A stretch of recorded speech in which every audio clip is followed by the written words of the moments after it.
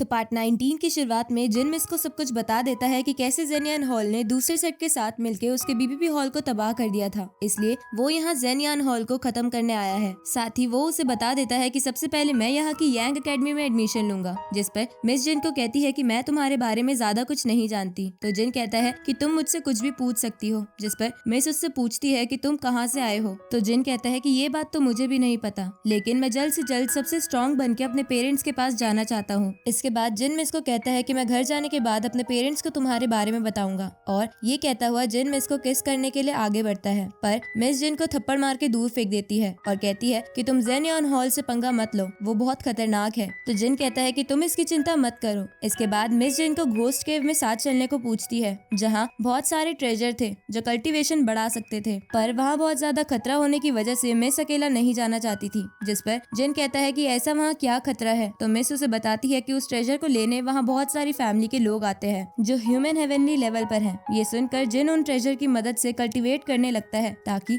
वो आसानी से उन लोगों से लड़ सके। थोड़ी देर बाद जिन उन ट्रेजर की मदद से होली फीटर स्टेज के फर्स्ट लेवल पर पहुंच जाता है। ये देखकर मिस हैरान हो जाती है क्योंकि जिन ने बहुत जल्दी कल्टीवेशन बढ़ा लिया था। अब जिन मिस के साथ वापस जाकर रॉबिन से पूछता है कि क्या तुम भी हमारे साथ घोस्ट केव में चलोगे, लेकिन रॉबिन इसके लिए मना करके वहाँ से चला जाता है। इसके बाद वो सब आगे बढ़ने लगते हैं। तभी जिन को एक लाइन स्पिरिट इल्यूजन दिखता है, जिससे डर के जिन उस पीटर नाम के सिपाही के पीछे छुप जाता है। तो मिस उसे डरपोक कहती है और आगे बढ़ने लगती है। इधर हम घोस्ट केव को देखते हैं। तभी वहाँ पर एक बंदा आके अंदर जाने लगता है। उसी वक्त उसके पीछे एक और बंदा आता है जिसका नाम मॉर्गन था, जो जेनियन हॉल के मास्टर का बेटा था। अब मॉर्गन उस बंदे को मार कर अंदर चला जाता है। इस तरफ जब वो सब आगे बढ़ रहे थे तभी एक प्रेशर फॉर्मेशन की वजह से शेर नीचे गिर जाता है, क्योंकि उनमें वही सबसे कमजोर था। तो जिन ये देखकर अपनी पावर की मदद से उन्हें ठीक कर देता है। इसके बाद वो सब आगे बढ़ते हुए केव के पास पहुंच जाते हैं और उस मरे हुए बंदे को देखते हैं, जिसे देखकर जिन को लग रहा था कि वो ऐसे ही बैठा है। तो शेन उसे बताता है कि ये तो मर चुका है। इसके बाद वो सब अंदर जाने लगते हैं। तभी उन पे मॉर्गन के सिपाही हमला करते हैं, तो जिन उन्हें बचा लेता है। जिसके बाद मॉर्गन के सिपाही सामने आकर उन सबको वापस जाने को बोलते हैं। तो मिस पूछती है कि तुम लोग कौन हो और हम पर हमला क्यों कर रहे हो। ये सुन के वो सिपाही कहते हैं कि हम जेनियन हॉल के स्टूडेंट्स हैं, इसलिए तुम यहाँ से चले जाओ, नहीं तो तुम सब मरोगे। ये सुनकर जिन पीटर को उन सबको मारने को कहता है। जिसके बाद पीटर बड़ी आसानी से उन गार्ड्स को हरा देता है। जिसके बाद वो गार्ड्स वहाँ से भाग जाते हैं। इधर वो बंदा जिसका नाम केविन था, वो जिन के इस कारनामे से डर के छुपने लगता है और जिन उसे देख लेता है और कहता है कि तुम हमारा पीछा क्यों कर रहे हो। जिस पे केविन बोलता है कि मैं तो बस ये देख रहा था कि आप सही से ट्रेजर पहुँचा पा रहे हो या नहीं। तो जिन कहता है कि ट्रेजर को तो मैं बाद में पहुँचा दूंगा, पर पहले हमें इस गुफा के अंदर जाना है, तो तुम हमें इसका रास्ता दिखाओ। जिसके लिए केविन मान जाता है और उन्हें अंदर ले जाने लगता है। इधर मॉर्गन अपने सिपाहियों को हारने के लिए डांट रहा था। इस तरफ वो सब चलते हुए एक जगह पहुंचते हैं जहां बहुत ज्यादा हवा थी, जिसकी वजह से मिस को ठंड लग रही थी। तो जिन कहता है कि तो क्या मैं तुम्हें अपने गले लगाकर गर्मी दूं। तो मिस इसके लिए साफ मना कर देती है। दूसरी तरफ मॉर्गन अपने सिपाहियों के साथ लोगों को मारते हुए स्पिरिट वाटर ट्रेजर ढूंढ रहा था। इधर वो लोग और आगे जाते हैं, जहाँ सबसे कमजोर होने की वजह से शेन को चलने में प्रॉब्लम होने लगती है। तो ये देखकर जिन शेन के पीठ पर एक सिंबल बना देता है, जिसकी वजह से शेन बिल्कुल ठीक हो जाते हैं। ये देखकर केविन जिन से पूछता है कि तुम्हें दाओ सिंबल के बारे में कैसे पता है। जिस पर जिन बोलता है कि मुझे तो इस सिंबल के बारे में पहले से पता है, पर तुम भी कहीं सिर्फ दाओ सिंबल की वजह से तो आगे नहीं चल पा रहे। जिस पे केविन बोलता है कि नहीं नहीं, मुझे इसकी कोई नीड नहीं है, मैं बहुत ताकतवर हूँ। पर तभी जिन उसका दाओ सिंबल देख लेता है और उसे हटा देता है, जिसकी वजह से केविन चल भी नहीं पा रहा था। तो वो जिन से हेल्प मांगने लगता है, पर जिन उसे वही छोड़कर आगे चला जाता है। ये देखकर शेन बोलता है कि जिन कितना बेरहम है। तभी उनके पास एक बंदा भागते हुए आता है, जिसके पास वाटर स्पिरिट ट्रेजर था, पर उस बंदे से वो नीचे गिर जाता है। तो मिस उसे उठा लेती है। उसी वक्त वहाँ कुछ मास्क वाले बंदे आके मिस से वो ट्रेजर मांगते हैं, जिस पर जिन वो ट्रेजर उन्हें दे देता है,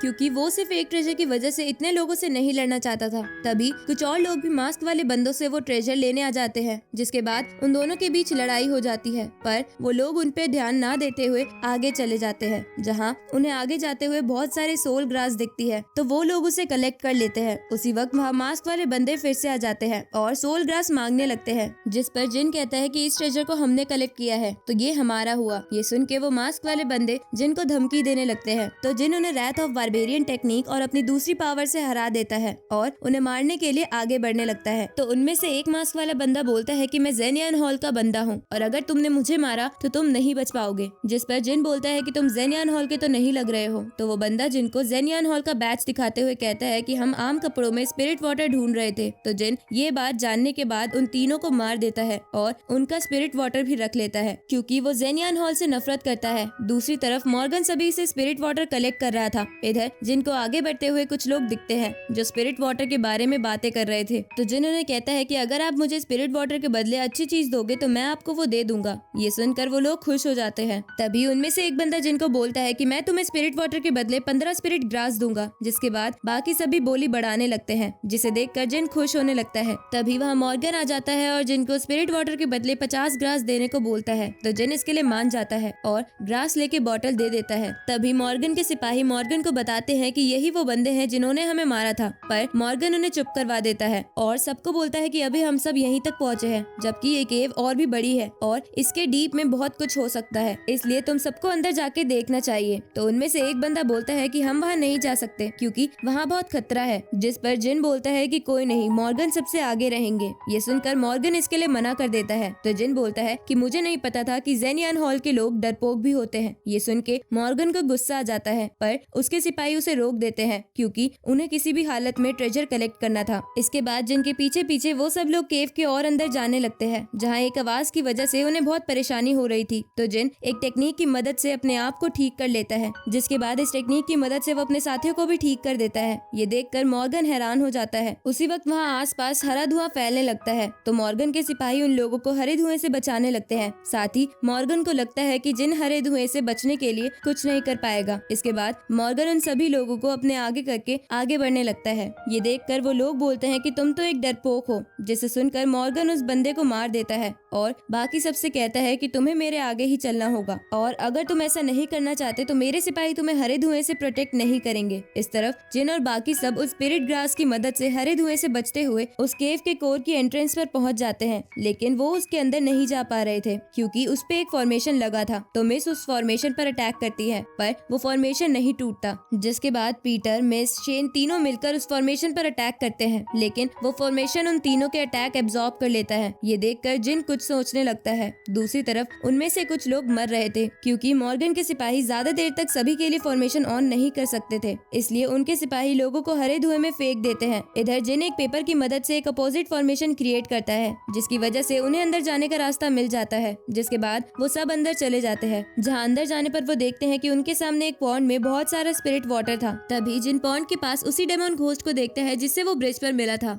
जिसे देखकर जिन सबको वापस चलने को बोलता है क्योंकि वो डेमोन बहुत ज्यादा ताकतवर था। तभी आवाज की वजह से डेमोन घोस्ट जिन के पास जाता है और उससे अपनी सोल मांगने लगता है, जिस पर जिन उसे बोलता है कि मेरे पास तुम्हारी सोल नहीं है। तभी जिन को लगता है कि कहीं फेरी गर्ल ने इसकी सोल तो नहीं रख ली, इसलिए वो डेमोन घोस्ट से कहता है कि मैं तुम्हारी सोल उस लड़की से वापस दिलवा दूंगा। ये सुनकर वो डेमोन घोस्ट शांत होकर पॉन्ड के पास चला जाता है और उसका पानी पीने लगता है। इसके बाद मिस जिन से पूछती है कि हम यहाँ आ तो गए हैं, लेकिन हम वो पानी कैसे लेंगे, कहीं ये डेमोन घोस्ट हमें मार न दे। तो जिन उस पॉन्ड के पास जाकर उसमें से थोड़ा पानी पीता है, लेकिन वो घोस्ट डेमोन उसे कुछ नहीं कहता, इसलिए जिन, मिस और पीटर को भी पानी पीने के लिए बोल देता है। तो वो दोनों भी उस पॉन्ड में से पानी पी लेते हैं, जिसकी वजह से उनका कल्टीवेशन लेवल बढ़ जाता है। ये देखकर मिस हैरान होते हुए बोलती है कि आज तक मैं इतनी जल्दी कल्टीवेशन कंप्लीट नहीं कर पाई थी। तो जिन मिस से पूछता है कि तुमने तो कल्टीवेशन का लेवल बढ़ा दिया, पर मैं ऐसा क्यों नहीं कर पाया। तभी जिन को लगता है कि हो सकता है कि अभी अभी कल्टीवेशन बढ़ाने की वजह से ऐसा ना हो रहा हो। अब जिन लालच में आकर बहुत सारा पानी इकट्ठा करके बाहर ले जाने का सोचता है, तो मिस उसे ऐसा करने से मना करती है कि कहीं वो घोस्ट उन्हें मार न दे, जिस पर जिन कहता है कि तब का तब देखा जाएगा। ये सुनकर मिस पानी कलेक्ट करने लगती है, जिसकी वजह से पॉन्ड का पानी कम हो जाता है और उस डेमोन घोस्ट के हाथ नहीं आता। ये देखकर वो डेमोन घोस्ट गुस्से में आकर खड़ा हो जाता है, तो वो सभी लड़ने की पोजीशन ले लेते हैं। जिसके बाद वो डेमोन घोस्ट मिस से उसका होली स्टोव ट्रेजर ले लेता है, जो उसकी फैमिली का ट्रेजर था, इसलिए मिस उसे वापस लाने के लिए आगे बढ़ती है, पर जिन उसे रोक देता है। अब उस डेमोन घोस्ट को होली स्टोव देखकर कुछ याद आता है, जिसके बाद वो उस पर एक मैजिक परफॉर्म करने लगता है। दूसरी तरफ मॉर्गन एक जगह कल्टीवेशन करने के लिए बैठ जाता है क्योंकि वो हरा धुआं खत्म नहीं हो रहा था। इधर वो होली स्टोव घोस्ट डेमोन के मैजिक परफॉर्म करने की वजह से चमकने लगता है, जिसे देखकर मिस खुश होने लगती है और सोचती है कि होली स्टोव फिर से ठीक हो रहा है, जिसकी वजह से उसकी फैमिली बच सकती है। उसी वक्त वो डेमोन घोस्ट तेजी से इधर उधर भागने लगता है, जिसे देखकर मिस कहती है कि ये तो बॉडी की हाईएस्ट स्पीड टेक्निक थी, जो एशियन समय में सबसे बड़े हॉल के पास थी, जो जेनियन हॉल से भी ताकतवर हॉल था। जिस पर जिन हैरान होते हुए पूछता है कि क्या वो हॉल सच में जेनियन हॉल से ज्यादा ताकतवर था। तो शेन उसे बताता है कि एशियन समय में कुछ होली फ्रॉग्स ने मिलकर एक खास होली प्लेस बनाया था, जिस जगह पर इस टेक्निक के बारे में एक किताब में लिख कर रख दिया था। तो उस टेक्निक को पाने के लिए बहुत से लोग लालच के मारे होली प्लेस पर बने होली पैलेस से लड़ने आ गए थे, जिसके बाद उन्होंने होली हॉल को हरा दिया था और सभी फैमिली ने इस टेक्निक को कई हिस्सों में इसे अपने पास रख लिया था। जिस पर जिन बोलता है कि यानी ये टेक्निक जितने भी लोगों को आती है वो जरूर आधी अधूरी होगी। ये सुन के मिस उसे बताती है कि जितने भी लोगों के पास उस टेक्निक की बुक गई, उन्होंने अपनी स्पिरिट स्ट्रेंथ को उस टेक्निक से मिलाकर अपनी ही एक अलग टेक्निक बना ली और हो सकता है कि डेमोन घोस्ट उनमें से किसी एक टेक्निक का इस्तेमाल कर रहा है। ये सुनकर जिन सोचता है कि अगर ये हायर बॉडी स्पीड टेक्निक है तो वो इसे जरूर सीखेगा ताकि वो ज़ेनियान हॉल को हरा सके। जिसके बाद जिन उस टेक्निक को अपने गोल्डन स्क्रोल की मदद से सीखने लगता है। इधर मॉर्गन कल्टीवेट करके एक अगले लेवल पर पहुंच जाता है और अपने सिपाहियों के साथ बाकी लोगों को पीछे छोड़कर आगे बढ़ने लगता है।